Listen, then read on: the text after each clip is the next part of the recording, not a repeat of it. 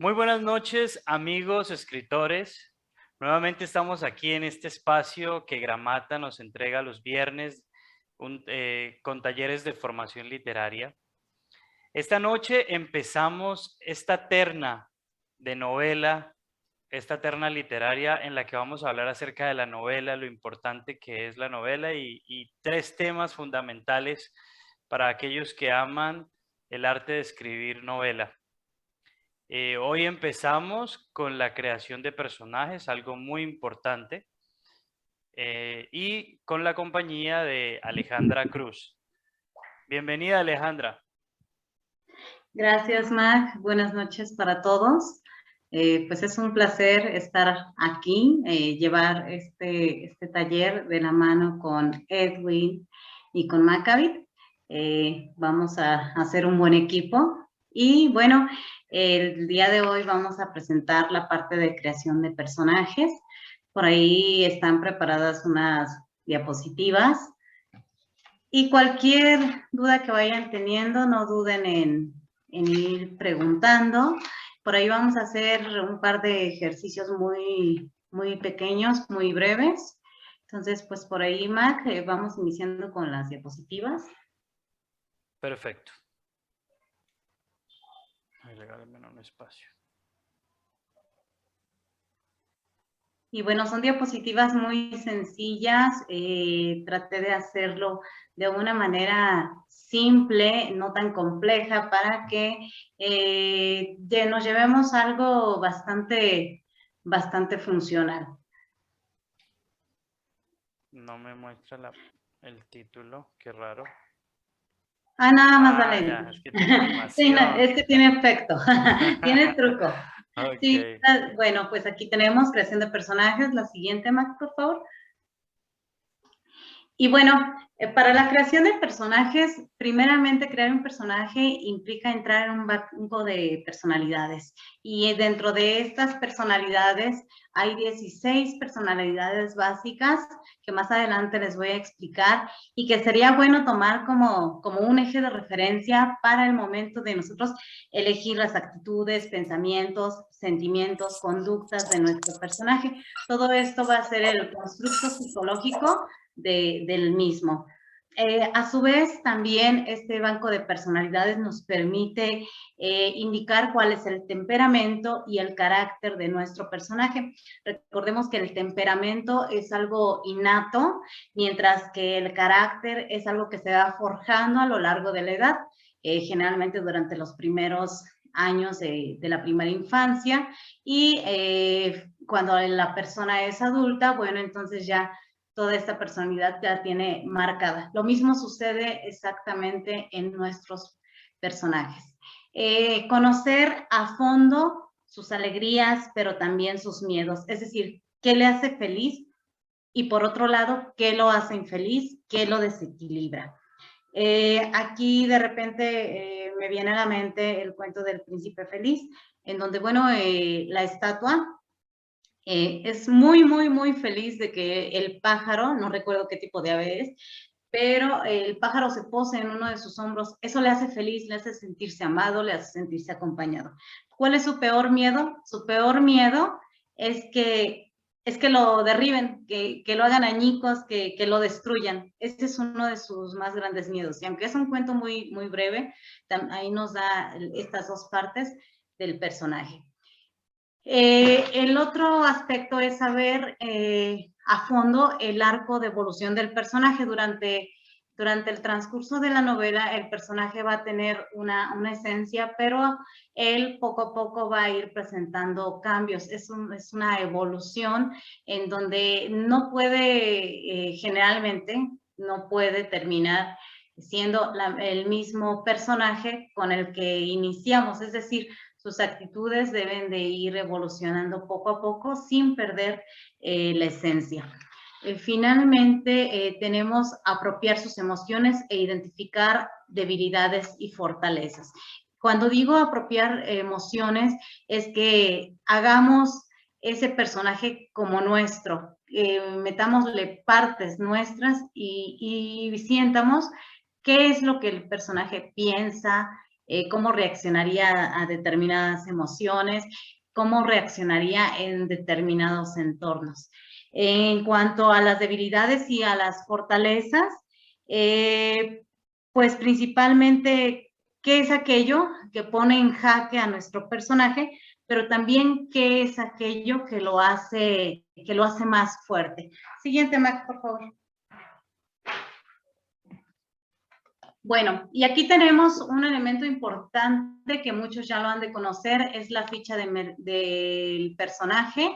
Hay muchos esquemas y hay muchas formas, incluso hay plataformas que te ayudan a definir tu personaje, pero yo he decidido aquí poner como los aspectos más básicos.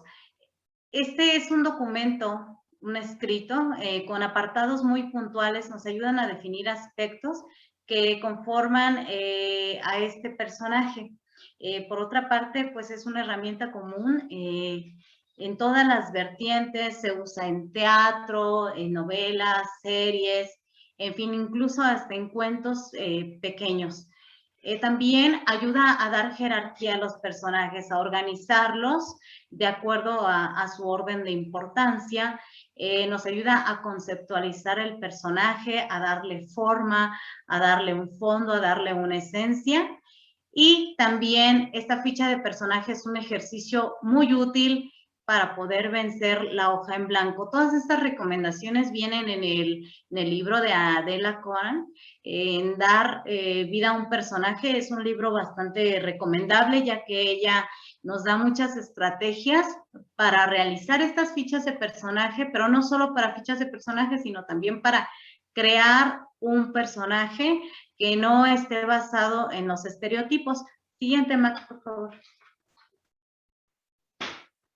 Y bueno, aquí en la ficha básica vamos a tener 6 aspectos que creo que son los más interesantes y los fundamentales.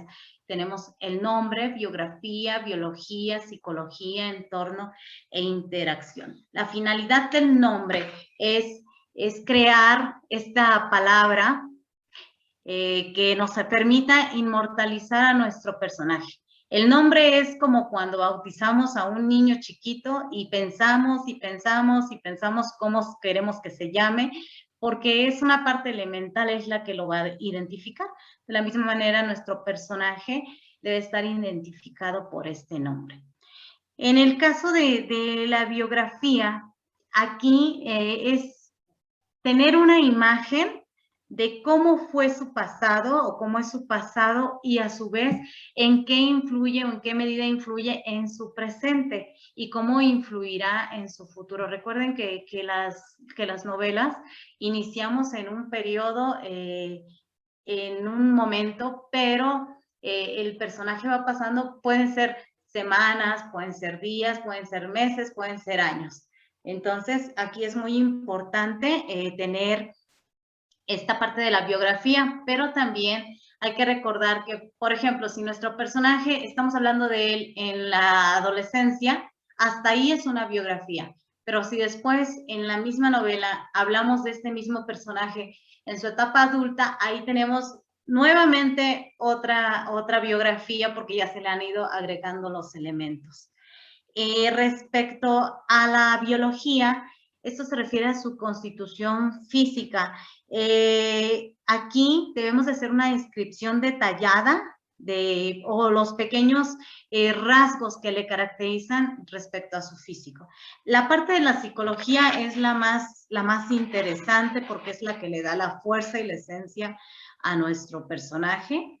Los pensamientos internos, digamos que cómo reacciona él a diferentes entornos, a diferentes acciones. Respecto al entorno, pues los lugares donde se desarrolla, si la historia es, por ejemplo, en una vecindad o es en el campo. Recordemos que va a haber diferentes entornos donde nuestro personaje va a estar. Y cuando hablo de personaje, no solo me refiero al personaje principal, sino a todos los tipos de personajes que van a entrar dentro de nuestra novela. Finalmente, la interacción se puede definir como la capacidad o incapacidad que tiene nuestro personaje para relacionarse en la sociedad. Siguiente, Mac, por favor. Y bueno, aquí, ahorita les di un panorama como general, pero vamos a ir viendo cada punto. No sé si hasta aquí hay alguna duda. ¿No? No, por mi parte no. Ok, bueno, aquí el nombre, les decía, es como bautizar a nuestro personaje, pero para esto vamos a tomar 3 aspectos importantes. Uno es la lógica, el tiempo y la evolución lingüística. Es decir, ¿qué quiere decir? Que nuestro nombre del personaje vaya de acuerdo a la época en la que estamos situando nuestra novela. A mí se me ocurre, no le podemos poner Javier a alguien que representa al hombre de las cavernas, porque pues no es un nombre acorde a esa época. En cuanto a la evolución lingüística, recordemos que hay nombres a lo largo de la historia que han ido evolucionando y han ido cambiando. Y por mencionar un ejemplo, tenemos el nombre de Santiago, que le conocen como el nombre de las 1000 variantes. No sé si por ahí lo han escuchado. Se supone que este nombre de Santiago sale del nombre Jacob. Se divide en dos partes, Jacobs y Jacobo. Este, a su vez, en el caso de Jacobs, se transforma en Jacomo. Este tiene otras 2 variantes, que son Yago y Jacime. Jacime se transforma en Jaime y Yago en Santiago, en Santiago. Finalmente este termina en Santiago para dividirse en otras 2 que se conocen como Tiago y Diego. Entonces, bueno, ahí es donde nosotros tenemos que ver la evolución lingüística de estos nombres, porque muchas veces todo está perfecto en la novela, pero el nombre no tiene esta correspondencia. No sé si por ahí, también les iba a comentar, por ejemplo, si nosotros nos remontamos a la Europa del siglo X, recordemos que tendríamos que usar nombres principalmente romanos y germánicos, porque son los que se usaban en esa época. Si nos vamos al siglo XI, bueno, aquí ya sabemos que los padres podían elegir el nombre, no así en el siglo X, y también que el apellido se adquiría de acuerdo a las profesiones que en este caso los padres o el padre desarrollaba. Entonces, también viene esta otra parte de los nombres pomposos, ¿no? Que les daban cierto estatus, cierto nivel social a las personas en ese tiempo. Por ejemplo, Juan de Matrenza o bien Luis de Toledo, que son nombres que los escuchas y dices, órale, pertenecen a la alta sociedad de esa época. Entonces, hay que saber qué papel juega el nombre de acuerdo al tiempo en el que lo estamos citando en nuestra novela. Siguiente, Maca.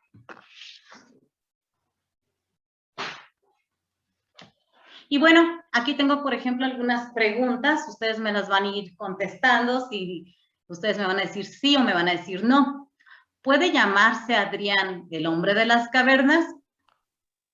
No. No. No, ¿verdad? Nahui Olin puede ser un nombre para una chica con personalidad caótica. Nahui Olin, sí. Nahui. Bueno, es que ¿Les gusta o no les gusta? Porque también nos tiene que gustar. A mí sí me gusta Nahui Olin. Bueno, que eso es más como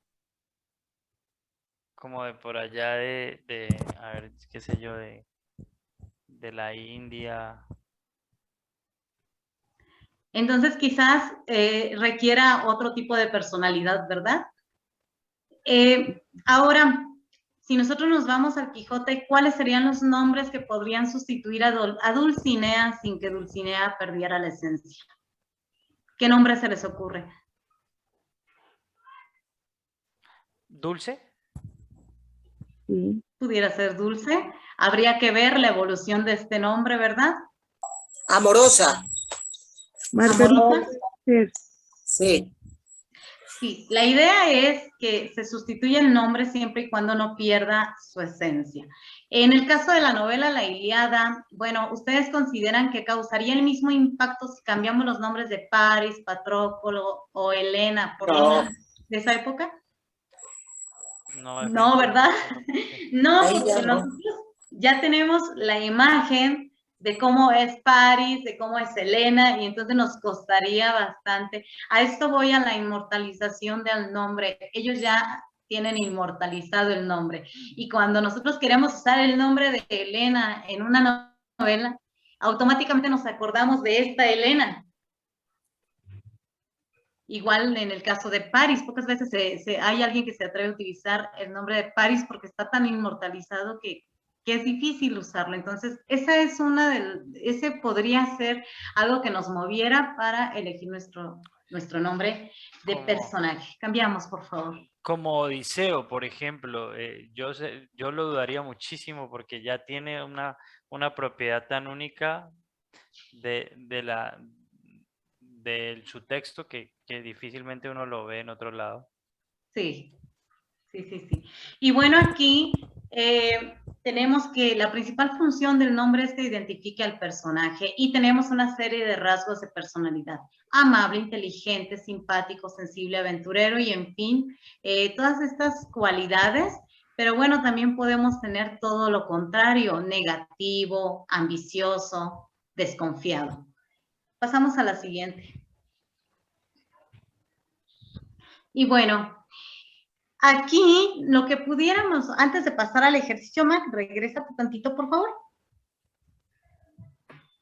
¿Qué podemos hacer nosotros a la hora de formar nuestro personaje? Pudiéramos elegir 3 adjetivos, los básicos que queremos que tenga nuestro personaje, correlacionarlos en tarjetas, elaborar algunas tarjetas donde tengamos un conjunto de adjetivos que tengan correlación y a su vez asignar nombres de acuerdo a esos adjetivos. Por otra parte, también podríamos escribir tarjetas en donde tengamos todos estos estereotipos, pero esto con la finalidad de poder modificarlos, no de emplearlos, porque pues, si no, pues caemos en una zona de confort en donde se nos va a hacer más fácil agarrar el estereotipo en lugar de crear nuevas formas. Pasamos a la siguiente oración. Y aquí tenemos nuestro primer ejercicio. Asigna un nombre de personaje correspondiente a los siguientes adjetivos. Pueden elegir solamente uno. ¿A uno? Tienen 1 minuto.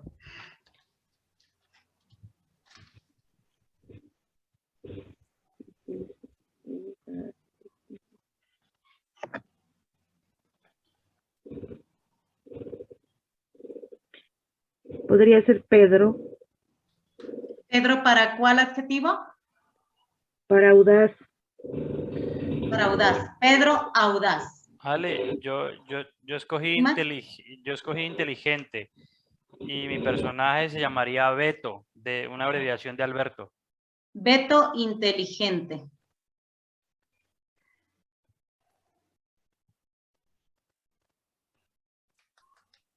Yo elegiría para aventurero el nombre de Juan. Juan, aventurero.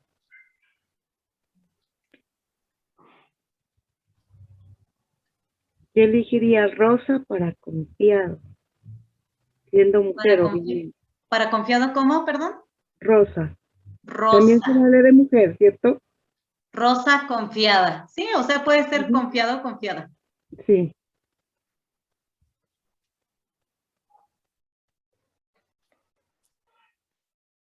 Muy bien. Bueno, ¿hay alguien más por ahí que quiera participar?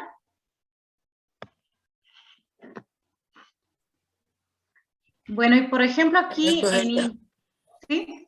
Adelante. Sí, como pesimista, pues que no lo han tomado nadie, ¿no? ¿Sí?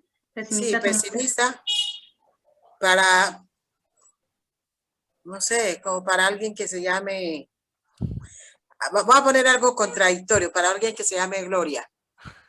Gloria, pesimista. Puede ser, sí, puede ser, sí. También eso suena atractivo. Sí. Bueno, Aquí la finalidad es que este adjetivo también nos ayude a nosotros ir definiendo las características que va a poseer nuestro personaje. Recordemos que, por ejemplo, Sherlock Holmes, ¿con cuál de estos lo relacionarían? Audaz. ¿Audaz? ¿Tendrá alguna otra? Aventurero. Inteligente. Aventurero. Inteligente. Inteligente, son las que lo definen. Incluso él tenía su frase por ahí que dice así: una vez eliminado todo lo que es imposible, la verdad es lo que queda, por improbable que parezca. Desde cuando se analiza esta frase, pues realmente se da uno cuenta que su creadora era muy inteligente y que incluso logró hacer frases que inmortalizaron al personaje, ¿verdad? Pasamos a la siguiente. Alejandra, una interpelación aquí breve. Pues hablando de ese tema de asociar el nombre con algún rasgo del protagonista, me acordé de 2 obras de teatro.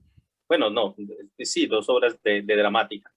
La una de Federico García Lorca, que se llama Yerma. La obra se llama Yerma y Yerma es el personaje principal. Pero justamente Yerma tiene la condición de que es infértil, no puede concebir hijos, y el nombre y la palabra yerma justamente se refiere a esto, a una tierra infértil. Entonces, pues ese fue un recurso hábil del autor para describir cómo es esa condición de la protagonista que no puede tener hijos. Y la otra, también un poco contradictorio. Hay una obra de teatro, no sé si es de Molière, en la que hay un personaje que es muy avaro, muy ambicioso, y el nombre es Gastón. Entonces, como que la contradicción ahí, él es acaparador, es muy avaro, pero el nombre que le pusieron al personaje es Gastón. Entonces, de ahí también la importancia de uno pensar un poco más en qué nombre ponerle a los personajes con base en algún rasgo, alguna característica particular de él. Sí. Ale. Sí, adelante. Yo también tenía una apreciación y algo que me pasó cuando yo recién empecé a escribir hace muchos años. Yo empecé a crear una novela que tenía locaciones en México. Y pues como yo estaba muy muchacho, muy joven, entonces era muy fantasioso y me puse a colocar nombres americanos y George y Michael y Sam. Entonces cuando pues le mostré mi escrito por primera vez a una persona que estudiaba literatura, esa fue la primera apreciación que me hizo, que los nombres van de acuerdo al sitio, al lugar donde la persona pertenece y de acuerdo a eso es que yo tengo que ir bautizando mis personajes de acuerdo al sitio para que la historia sea, pues para que el personaje sea verosímil. Exacto. Qué importante.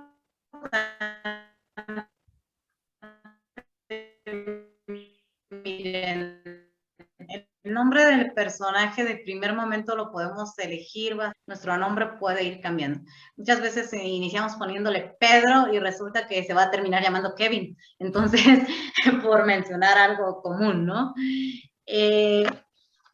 Y es muy interesante hacerse como esa autocrítica de, bueno, yo quería que se llamara de esta manera, pero me di cuenta que no corresponde ni a la geografía, ni al tiempo, ni a las costumbres, ni al tipo de lenguaje que se utiliza en esa zona. Eso es muy importante. Vámonos a la parte de la biografía. Y entonces aquí es donde el personaje debe tener su propia historia.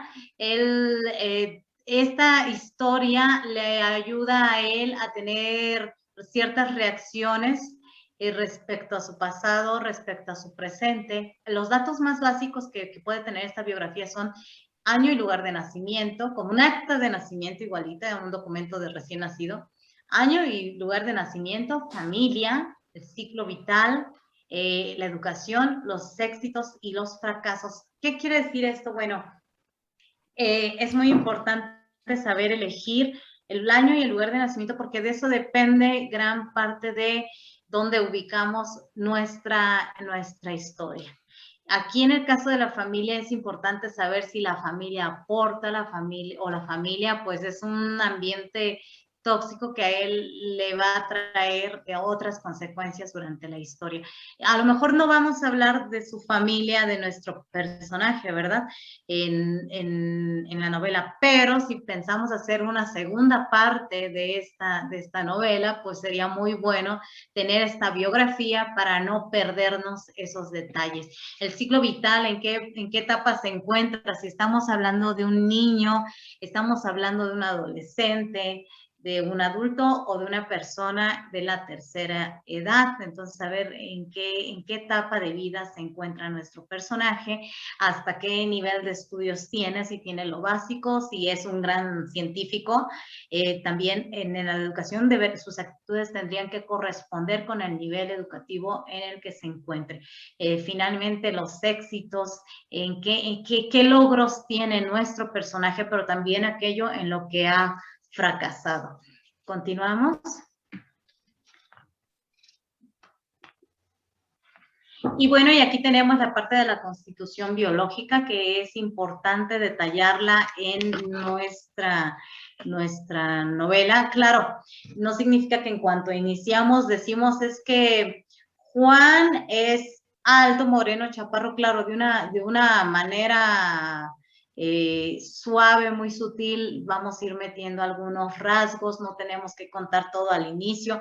A lo mejor al inicio mencionamos que tiene ojitos azules y estamos hablando de un niño, pero más adelante mencionamos que es de estatura baja, que es de tez morena, y entonces vamos dando pequeños rasguitos para que nuestro lector lo vaya imaginando también de poco a poquito y no se lo presentemos así de repente. Pues estas características físicas definen gran parte de nuestros personajes y al lector pues le permiten una descripción nutrida, pero muy leve, muy ligera, en la que él poco a poco va creando esta apariencia física del personaje. Recordemos que es muy importante la descripción porque tenemos que lograr que nuestro lector imagine. Y no es fácil imaginar a un personaje. Aquí, para nosotros podernos guiar en crear personajes, es muy importante, por ejemplo, irnos al Google y buscar diferentes imágenes de cómo queremos que sean nuestros personajes. Si queremos que sea alto, buscar imágenes de personas altas. Si queremos que tenga tez morena, buscar imágenes hasta que encontremos una que pudiera ser nuestro prototipo, nuestro patrón a seguir. Avanzamos. Y aquí, en la apariencia, hay que imaginar muy bien su apariencia física. Esta está bien. Les decía lo de apoyarse en imágenes para extraer rasgos físicos. Por ejemplo, si yo veo una imagen de una chica morena, pero yo quiero que tenga ojos azules, bueno, ya extraje los ojos azules de otra imagen. Si a lo mejor de momento quiero que mi personaje tenga pequeños hoyuelos en las mejillas, pues ese es otro rasgo físico que tenemos que ir agregando. Y aquí tenemos 3 pequeñas tablitas en donde les menciono algunos: la altura, la complexión de su cuerpo, el cabello, largo, corto, color, los ojos, cómo son sus ojos grandes, pequeños, tiene grandes pestañas, de qué color son, la piel suave, áspera, tiene aroma, qué tipo de aroma tiene en su piel. Cicatrices, aquí son algunas marcas que van a identificar a nuestro personaje. Entre ellas tenemos cicatrices lunares. También el olor es muy importante. Hay novelas donde nos describen tal cual el olor que nos lo imaginamos. Si tiene tatuajes, si tiene alguna costumbre de algún movimiento con sus manos, los ademanes, y cómo es su caminar. Cómo camina, erguido, encorvado o encorvada, camina con seguridad. La vestimenta normalmente, cómo viste, qué accesorios utiliza. Si, por ejemplo, es una persona que siempre trae un bastón, si es una persona que trae alguna prótesis, si utiliza lentes, en fin. todas estas características que nos van a ayudar a imaginarnos la apariencia física de nuestro personaje. Pasamos a la siguiente imagen.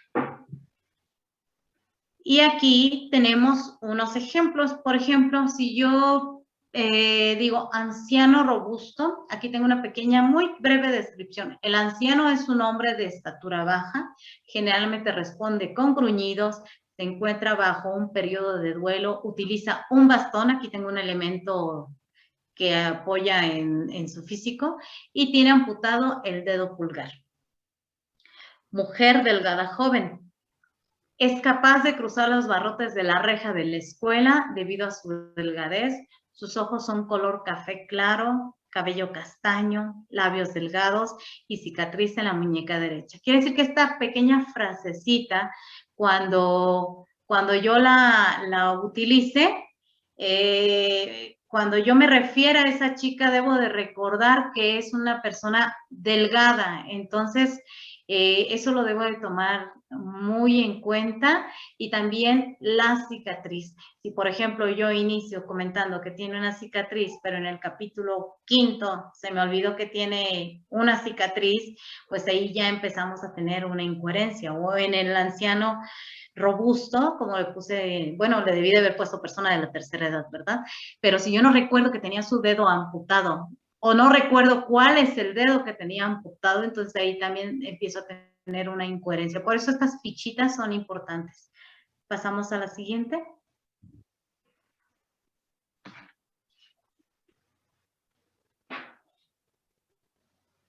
¿Sí me escuchan?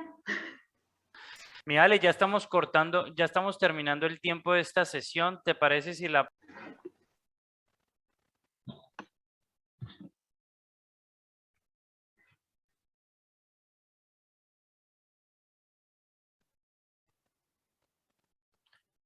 Listo, Ale, puedes continuar.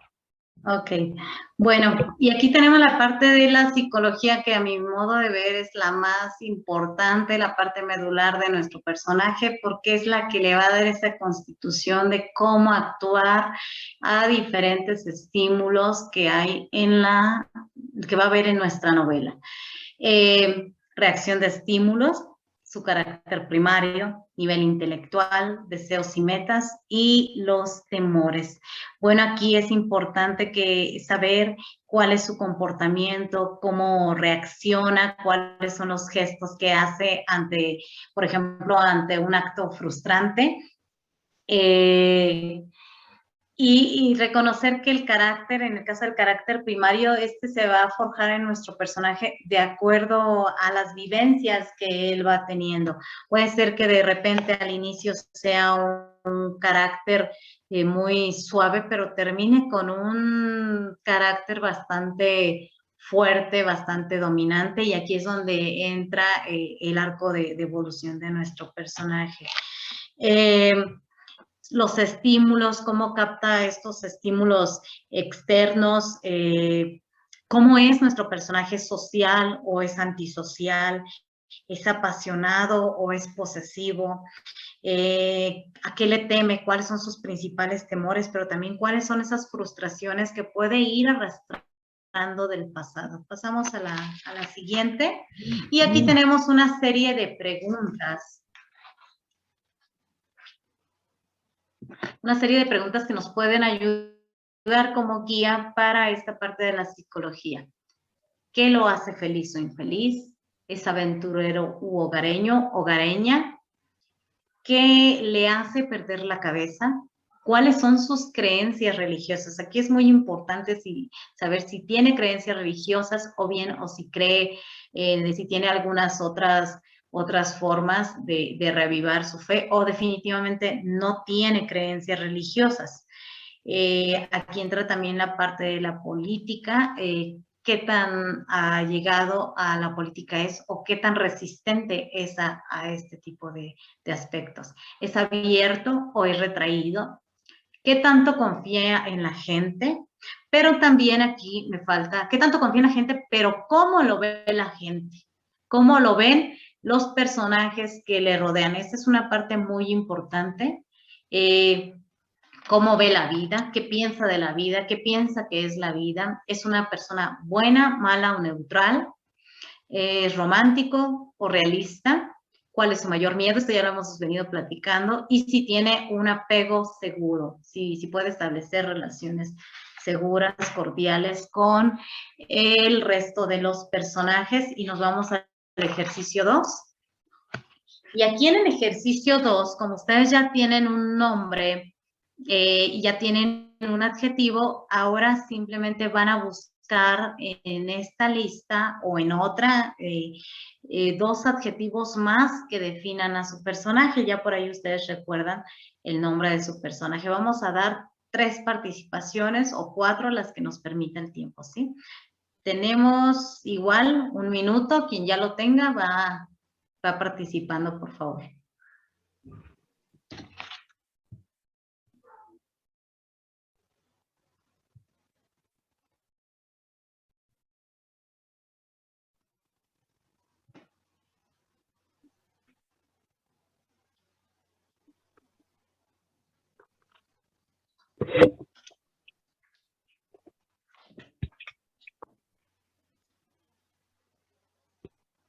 Listo. Listo. A ver, ¿quién dijo listo? Bueno, yo tenía mi personaje que se llama Beto, que inicialmente es inteligente, pero también es meticuloso y muy inquieto. Está todo el tiempo investigando, todo el tiempo aprendiendo, todo el tiempo extrayendo, pues para sumar a su conocimiento. Muy bien. ¿Alguien más? Ale, ¿qué significa follonero? ¿Cómo? Follonero. Ay, no alcanzo a escuchar, perdone. ¿Qué significa follonero? Pues es algo así como, ¿cómo lo podremos decir? Como juguetón. Cariñoso. O sea, Ajá. como bromista o qué? Pues es como bueno, a lo que yo tengo entendido es una persona que le gusta estar alegre, todo el tiempo está como juguetona. Es una palabra española, ¿no? Y viene ¿Será como de recochero formar o qué? alboroto, que le gusta No es- armar el alboroto por todo. Recochero. Sí, es como, pero yo pienso que española no es follonero. Bueno, Miren, por ejemplo, ahí hay palabras como racista, que también nos podemos encontrar en nuestros personajes, cortés, impulsivo, vago. Ale, ¿Sí? Adelante. bueno, al aventurero, yo escogí antes el aventurero, yo le coloqué de nombre Alejandro, diferente al que le colocaron ahí, y le agregué esas otras 3 cualidades que es enérgico, rebelde y solitario. Enérgico, solitario. Fíjense que ahorita que veamos las personalidades, ustedes con esas 3 características que le han dado van a poder identificar entonces ahora cómo es realmente su personaje. Ale. Sí, adelante. Follonero quiere decir que gusta de provocar o armar alborotos. Se divierte con eso.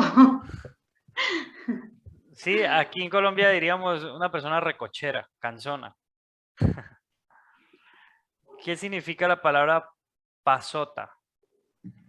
Esta sí te la quedo de ver, ¿eh? Se me fue. ¿Cuál, Gino? Pasota. Mac. Pasota. Pasota. A ver qué dice Google. Pasota. Dice, es un término español. Que Despreocupado. Despreocupación o desinterés. Imagínense que nuestro personaje sea despreocupado.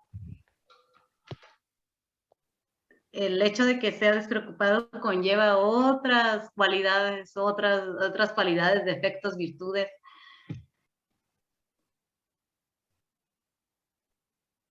Bueno, yo creo que entonces pasamos a decir los nombres el nombre de nuestro personaje con sus 3 cualidades, los que aún faltan, porque se nos viene la parte más tardada. Mi Juan aventurero es inteligente y enérgico. Inteligente y enérgico, aventurero. Esa es una muy buena combinación, Lilian. Ah, no me digas, le acerté a una.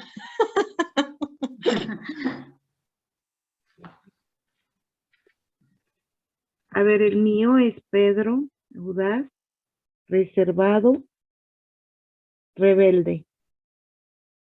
Pedro audaz, reservado, rebelde.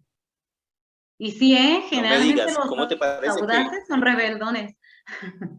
Sí, adelante. Justamente yo también escogí Pedro y también muy virtuoso, porque lo puse responsable, ordenado y hay otro, ¿cuál es? Discreto. Responsable, ordenado y discreto, mi Pedro. Perfecto. Bueno, ¿qué les parece si avanzamos y pasamos a la siguiente para no retrasar mucho las demás diapositivas que vienen? Y aquí, bueno, ya les expliqué por ahí lo que es el entorno, es donde se va a desenvolver nuestro personaje, y la interacción es cómo se va a desenvolver dentro del entorno social, cómo va a reaccionar, cómo es su comunicación, si es una comunicación asertiva o si es una comunicación que entorpece todo, es decir, que él tiene la idea de comunicar, pero finalmente no comunica nada, o bien lo que dice termina entorpeciendo las relaciones sociales que pueda tener. Adelante, Mac. Aquí tenemos que detectar si el lenguaje que nuestro personaje va a usar va a ser educado, va a ser ofensivo, si es un lenguaje bien pensado o si es un lenguaje que al ahí se va, si es pausado, si es rápido, si es dinámico, si es aburrido, o bien también respecto a su personalidad, si es una persona tolerante o intolerante. Aquí ya entra la parte de la ética y también cuáles son esas frases comunes que va a utilizar nuestro personaje. Recuerden que los personajes pues tienen frases. Muchas veces el personaje se casa con una frase y la usa y la usa y la usa. Bueno, pues ¿cuáles van a ser las frases de este personaje? Generalmente todo esto nos centramos al protagonista, al antagonista y alguno que otro secundario, ¿no? Pero también pudieran ser frases que definamos para otros personajes. Si tiene algún impedimento en el habla, si tiene algún tipo de tartamudeo, algún siseo, algún sonido que lo identifique. ¿Sí me escuchan? Porque me pareció aquí que tengo el internet fallo. Sí, te estamos escuchando perfectamente. ¿Sí? Bueno, sí. Y ahora si es de una persona de fácil interacción o si es una persona irritable, es decir, que lo abordan y cuya no está de acuerdo con él termina irritándose. Y nos vamos a ir a los tipos de personalidades MAC. Y aquí tenemos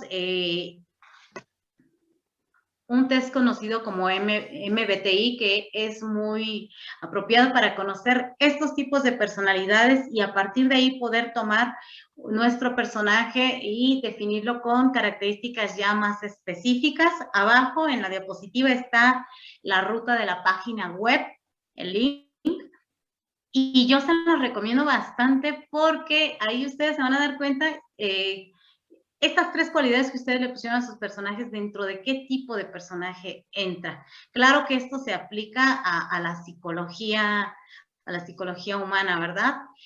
Y Myers-Briggs es un estudio donde se categorizan, según Carl Jung, las personalidades en cuatro categorías, en analistas, diplomáticos, centinelas y exploradores. Aquí esto está definido por patrones conductuales como qué tan introvertido es, la sensación, la intuición, el pensamiento, el sentimiento, el juicio y la percepción. Y nos vamos con el primero, que es el arquitecto.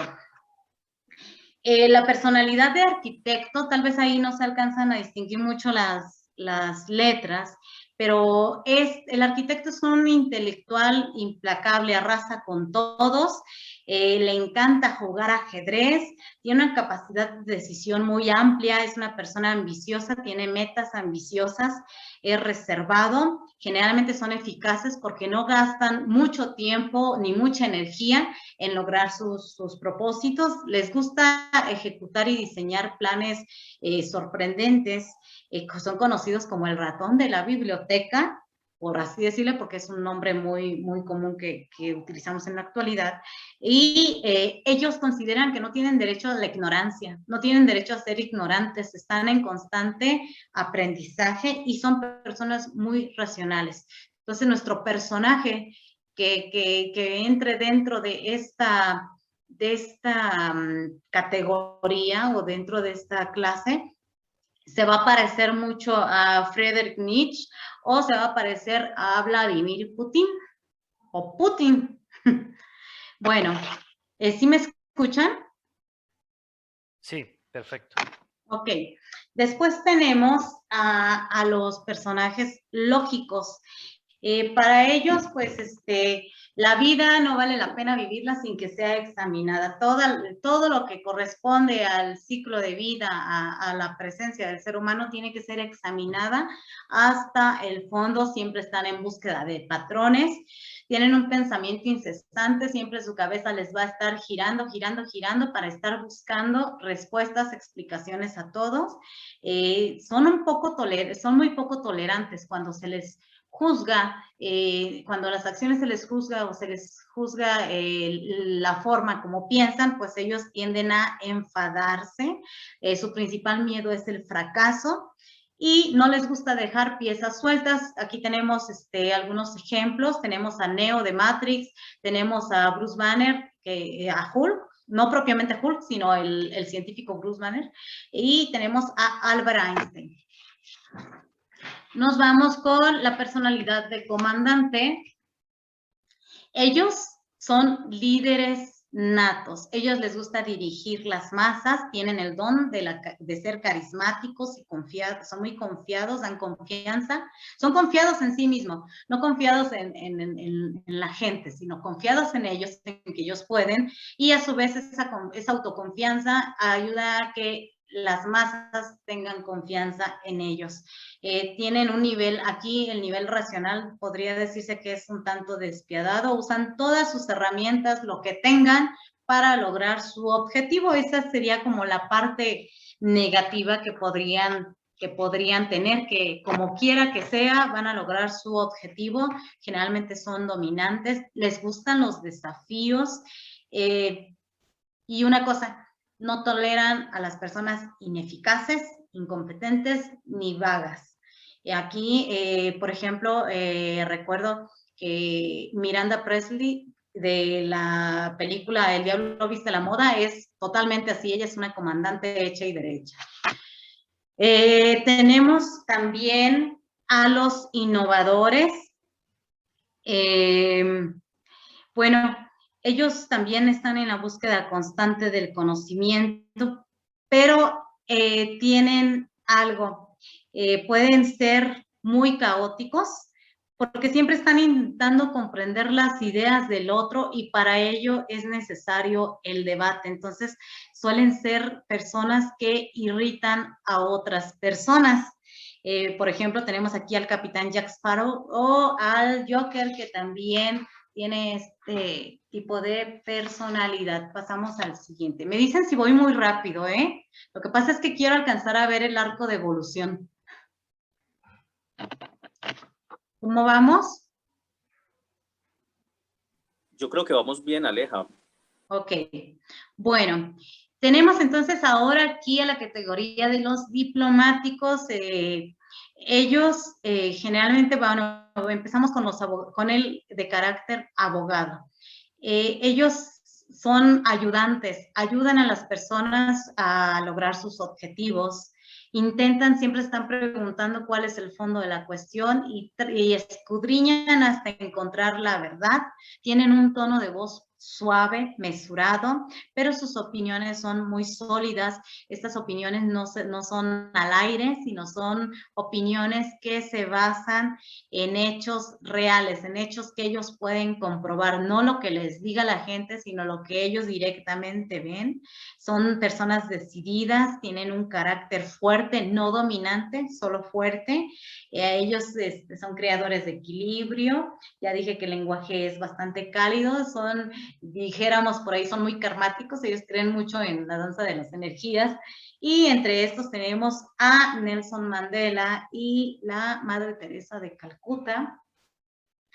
Nos vamos con los mediadores. Los mediadores, ellos tienen una característica muy linda, porque ellos buscan la bondad hasta donde puede que no la haya, es decir, hasta en la persona más mala pueden encontrar bondad. Aquí es como esto que yo digo, ellos consideran que hay una luz hasta en la oscuridad más recóndita. Entonces, generalmente, ¿quiénes son ellos? Pues los que hablan con metáforas y parábolas. Podrían ser poetas, escritores o actores. Y aquí tenemos a William Shakespeare, entra dentro del tipo mediador. Nos vamos a la siguiente y vamos a continuar con los protagonistas. Aquí protagonista no se refiere al protagonista de nuestra novela, sino al de tipo protagonista. Ellos generalmente son líderes dotados de carisma, pueden ser políticos, entrenadores o profesores. Dentro de nuestra novela podríamos darle esas profesiones. Les gusta ser auténticos, altruistas.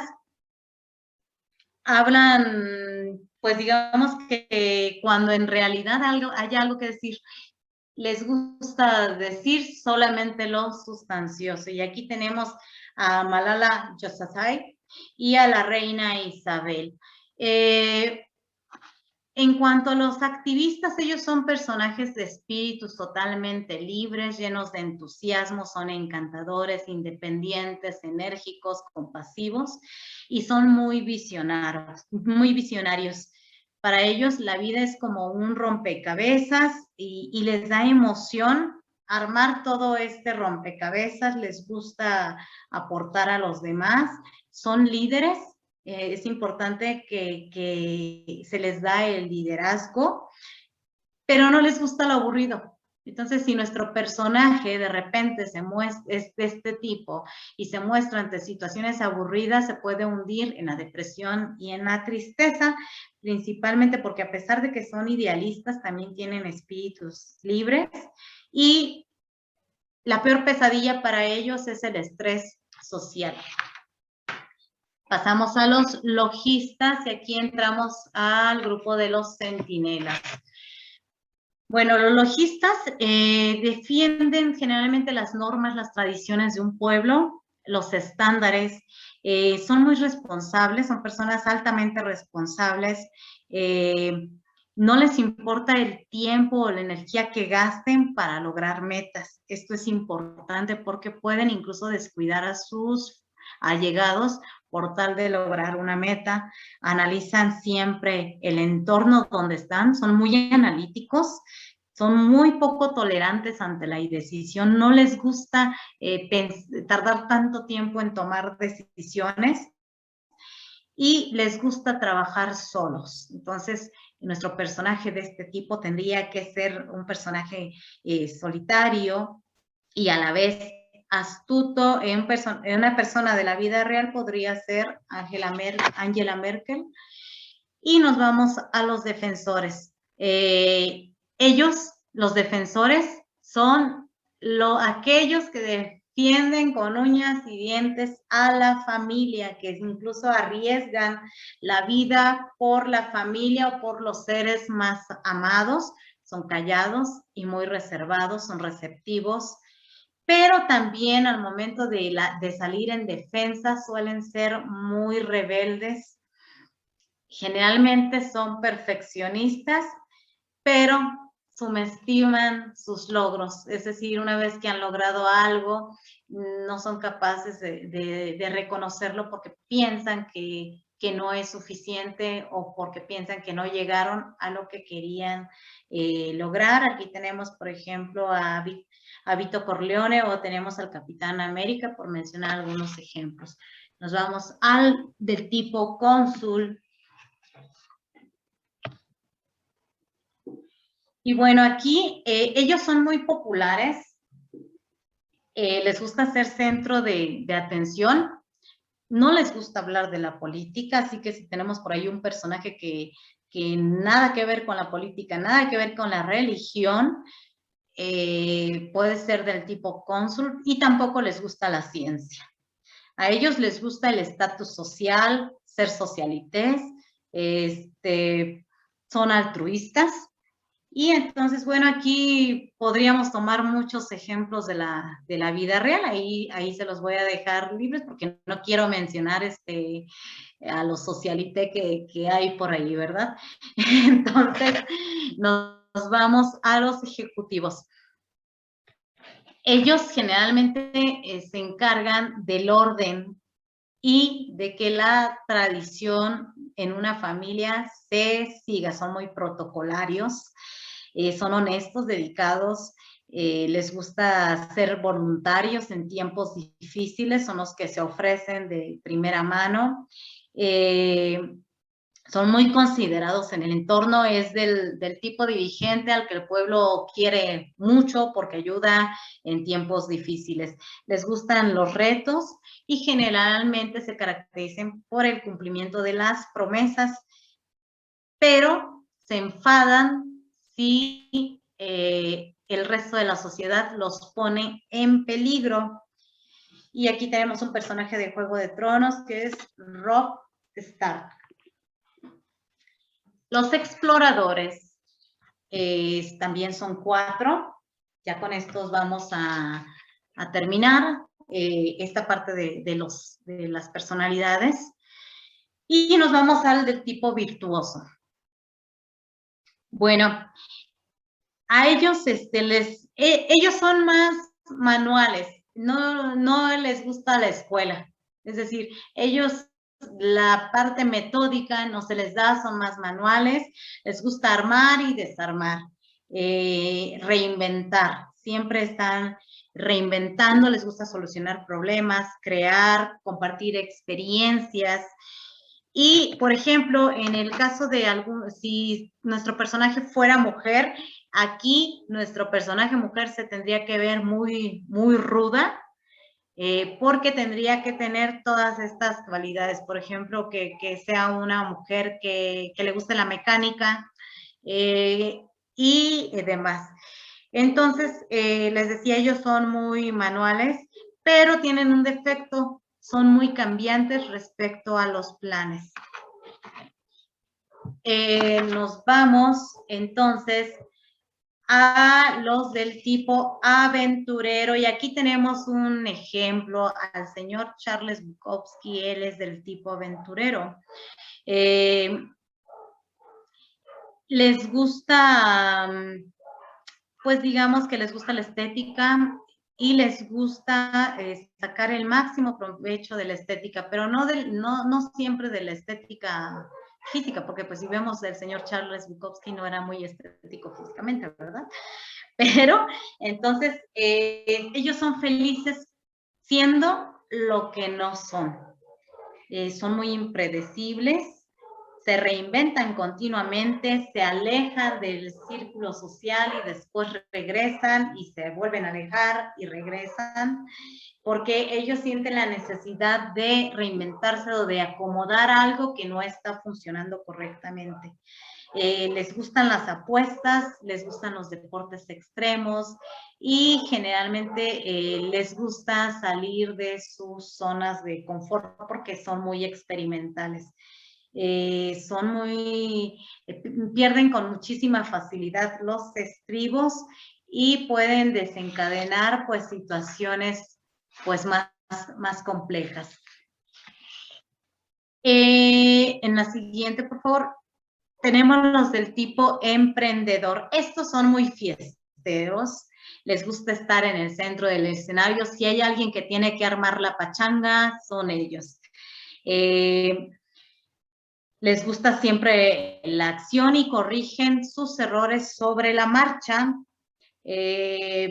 Digamos que les gusta también el drama, la pasión y el placer. No solamente les gusta vivirlo, también les gusta verlo, porque es como volverse a llenar de energía para después continuar, pero piensan que las reglas se hicieron para romperlas. Y aquí, por ejemplo, tenemos como ejemplo al zorro, que parece que es un zorrito, el que se llama Rock de los Avengers. Él podría ser de este tipo. Finalmente tenemos al animador. El animador es espontáneo, canta, baila, es alegre, le gusta ser el centro de la fiesta, siempre va a la moda, escucha los problemas de otras personas, pero ojo aquí, este personaje va a escuchar a otras personas para no hablar de los propios problemas. Es decir, lo suyo se lo va a guardar bien guardadito y va a escuchar lo que otros tengan que decir. Y esto provoca que ellos descuiden sus deberes, sus responsabilidades por el placer, confían en su suerte y son aquellos que dejan en ceros la tarjeta, que van a dar tarjetas. ¿Algún comentario hasta aquí para pasar al arco de evolución?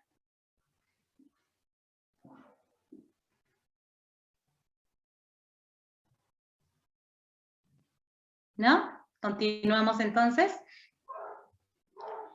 Bueno, el arco de evolución del personaje es muy importante porque, como les decía al inicio, nuestro personaje va a ir transformándose poco a poco. Y aquí hay varios puntos importantes. El primero es la progresión.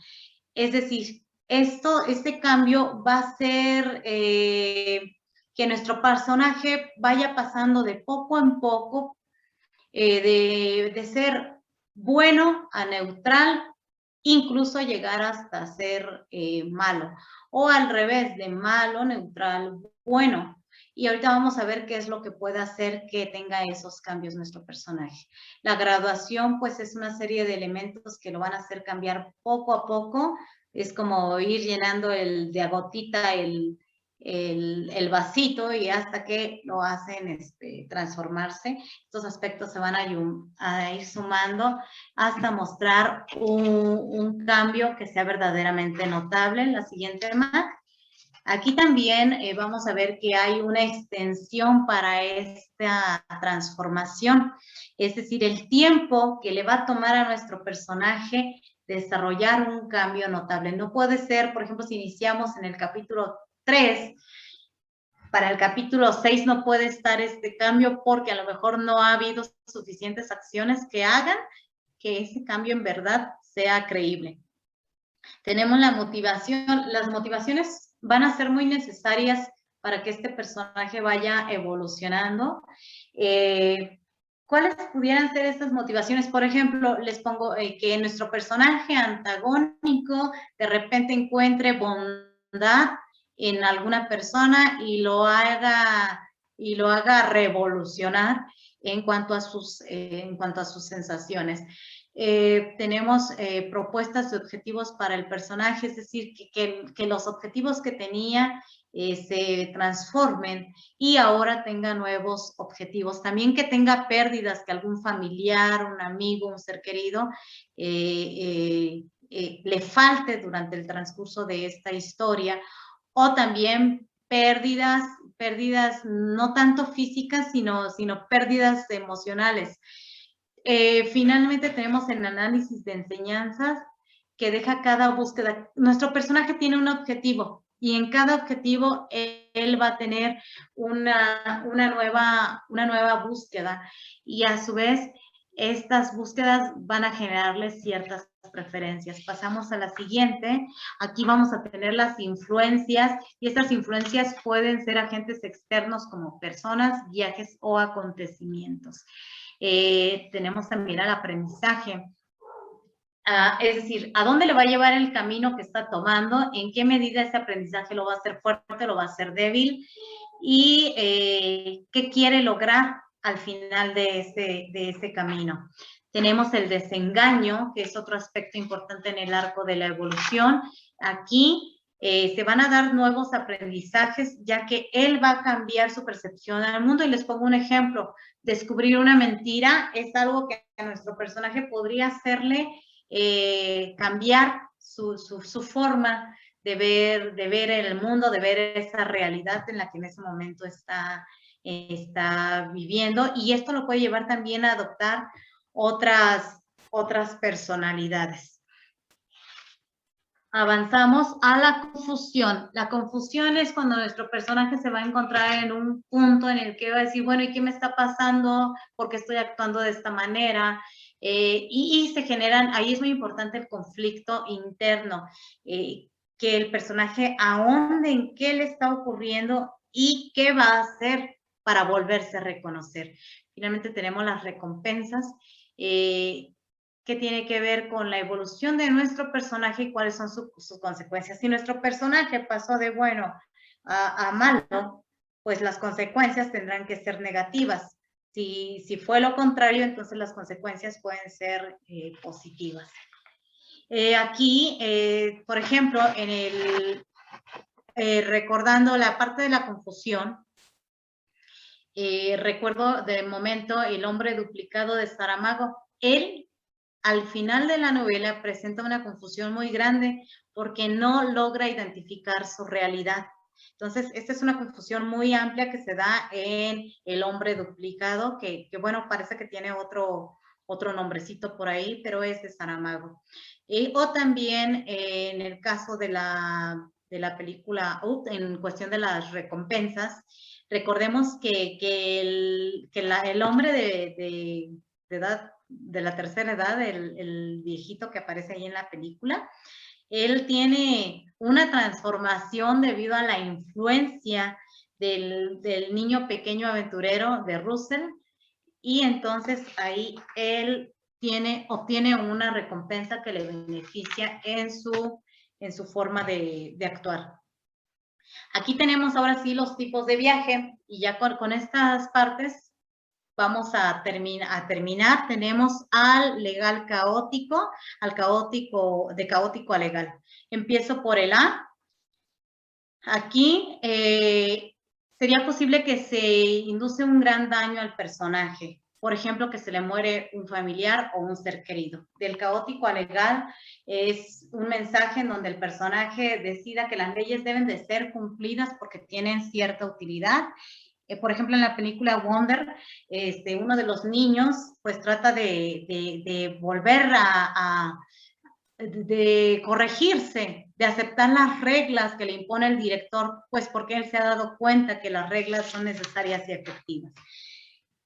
Para que nuestro personaje pase de bueno a malo, es necesario que caiga en la maldad después de una serie de errores, que estos errores lo vayan llevando poco a poco a caer en la maldad. Por ejemplo, aquí tenemos a Irma Grace, en Los hornos de Hitler, el ángel exterminador. Ella quizás fue buena, y poco a poco todos los hechos y el acto de sobrevivencia la fue llevando a ser una persona completamente mala. Finalmente tenemos el pase de malo a bueno, que requiere un acto de redención, de remordimiento, y aquí donde el protagonista tiene un acto de remordimiento, o también tiene la necesidad de vencer a otro más malo y tiene que unirse a uno bueno. Bueno, con esta parte terminaríamos. No sé si tengan comentarios, chicos. ¿Qué les pareció? Porque la verdad sentí que hablé y no supe qué pasó con ustedes. Pues la verdad, súper emocionante, Alejandra. Pues uno se pone a detallar todo este tipo de personajes y a veces siente que se queda corto. en las descripciones que uno ha hecho. Yo me quedé con la motivación de empezar a cargar a mis personajes con todas estas cosas. Lastimosamente, pues el tiempo se nos acabó, solamente tenemos 1 minuto. No sé si alguien quiera decir algo, no quiero cerrar así como golpeado sin darle la oportunidad a alguien a que pueda cerrar.